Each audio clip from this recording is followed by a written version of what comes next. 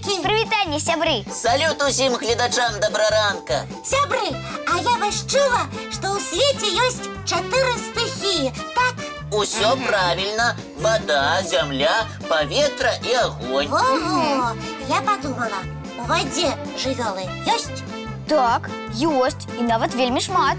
У паветры яны таксама добра сябе адчуваюць. Так, и птушки, и насекомые, и нават некоторые жывёлы навучыліся лятаць. Нават пад зямлёй нехта жыве.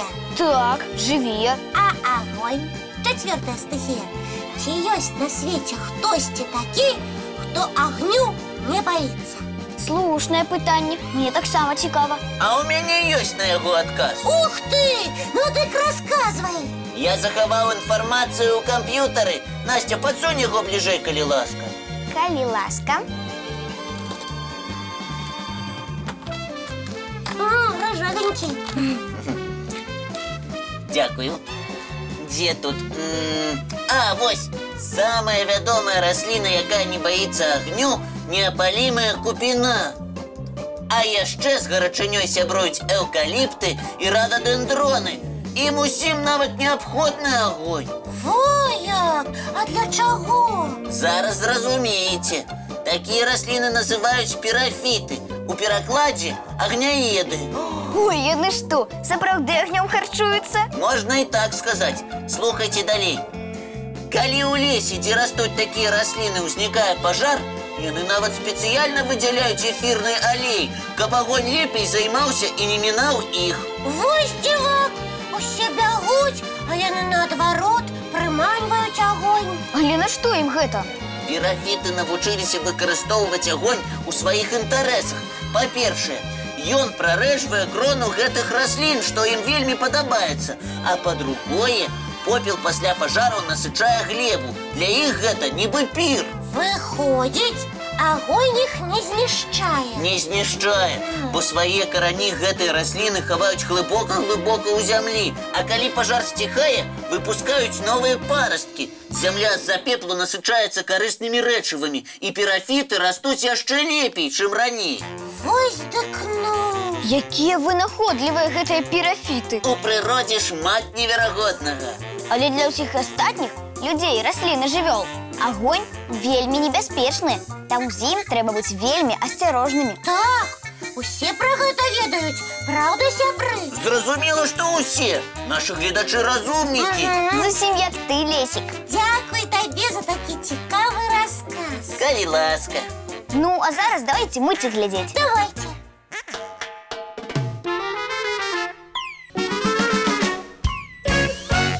Лесик, памятаешь, ты рассказывал нам про самое-самое у свете?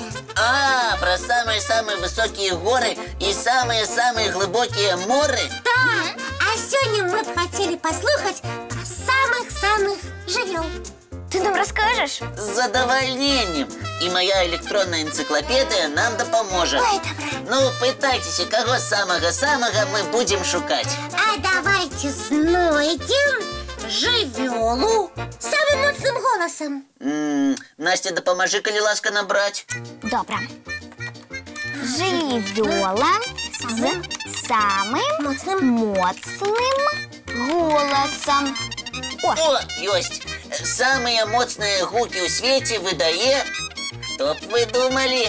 Хто? Сіні кіт. Няўжо? Я думала, яны маўчаць, як рыбы. А вось і не. Па-першае, сінія кіты не рыбы, а марскія жывёлы. А па-другое, маюць такі гучны голас, што яго можна пачуць на адлегласці 800 кіламетраў. Ого! Так далёка! Сіняму кіту належыць яшчэ адзін рэкорд. Па велічыні гэта самая вялікая жывёла ў свеце. Ён у 30 разоў большы за афрыканскага слона. Здорово! Цікава! А хто самы-самы марудны? Робім запрос. Самы марудны. А вось і ён, слімак, прызнаны ціхаход. За гадзіну ён прапаўзае ўсяго 45 метраў.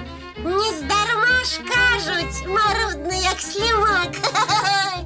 А А яшчэ тут написано про рекордсмена по скачках. І хто гэта? Чакай, не кажи, Настя, я угадаю. Гэта чырвоны кенгуру? Ух ты, правильно, малайчына, Лесик. Живуть червоные кенгуру у Австралии и могут легко одолеть перешкоду вышиней у 3 метры. Ну і ну. А у довжиню червоний кенгуру скаче одразу на 9 метров. Ого, далей ніхто не зможа. 100% не зможе. А у мяне яшчэ пытанне. Добре, задавай. Якая птушка самая маленькая ў свеце? Зараз. Я, Лесик, як заўсёды, буду твоим ассистентом. А вось і яна. Знаёмцеся, самая маленькая птушка – гэта калібры. Даўжыня яе меней за 6 сантиметров. Яна як мотылёк. Ой. Так, і не толькі памерамі. Калібры, як і матылькі, сілкуюцца нектарам кветак. Значить так. Кіт самый гучны і вялікі, кенгуру найлепшы ў скачках, слімак самый марудны, а калібры самая маленькая птушка. Усіх запомнила. Правильно, малайчына. Дякую табе, Лесик, за такі цікавы расказ. Калі ласка. А мне? І табе, вядома, дзякуй за дапамогу. Ты мой самый лепшы асістэнт. А цяпер самы час крыху адпачыць і паглядзець мульцік.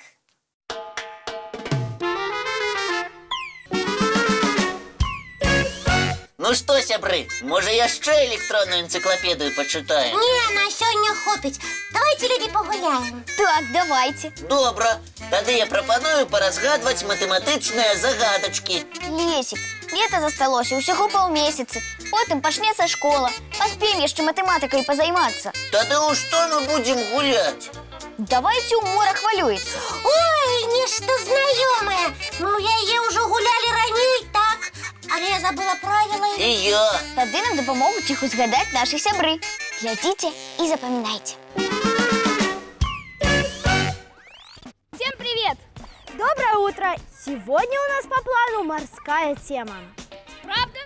А на какое море мы отправимся, на сколько дней? Ну, Арсений, на минутки 3 и на условное море. На условное море. Ну, как всегда. Арсений, не волнуйся, я тебе обещаю, игра будет бурной. Итак, море волнуется раз. Свистать всех на борт! Готовы? Да! Отчаливаем! А правила такие. Выбираем водящего.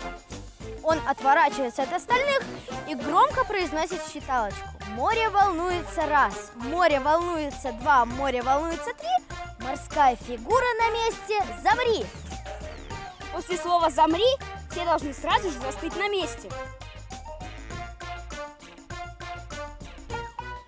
Вода подходит к одному из игроков, дотрагивается до него рукой и говорит: «Фигура, отомри».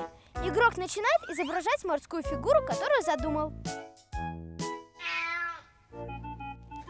Соня, а кого вообще можно показывать? Да кого угодно, акулу, дельфина, черепаху, ну хоть зайца или слона. Но стой, они же на суше живут. На суше, но после того, как выбрались из морей и океанов, эволюция. А, понятно. Так вот, изображать фигуру нужно так, чтобы похоже было. Ведь если водящий не угадает, что было задумано, игрок выбывает из игры. А побеждает в итоге тот, кто точнее всех показал свою морскую фигуру. Он-то и занимает место водящего.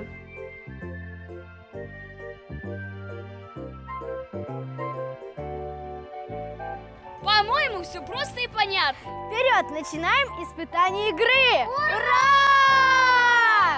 Море волнуется раз, море волнуется два, море волнуется три, морская фигура на месте замри.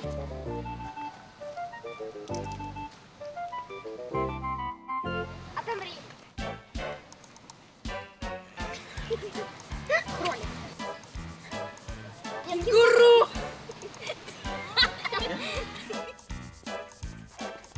Вот такая задорная игра «Море волнуется раз». И дело вовсе не в названии, а в том, что она помогает развивать фантазию и артистизм. Точно, а про море здесь скорее для красного словца придумано. А вам понравилось?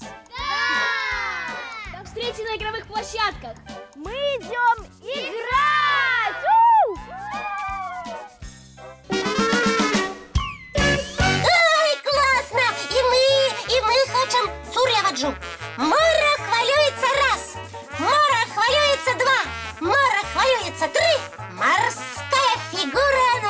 замри. Лесик, адмирай. Тик-так, тик. Ты годинник. Правильно. А теперь, Настя, ты. Ой, Настя, ты чайник. Угадала. Ура! А давайте еще. Обов'язково, тільки після мультика. Ён зараз почнеться. Добре, глядім.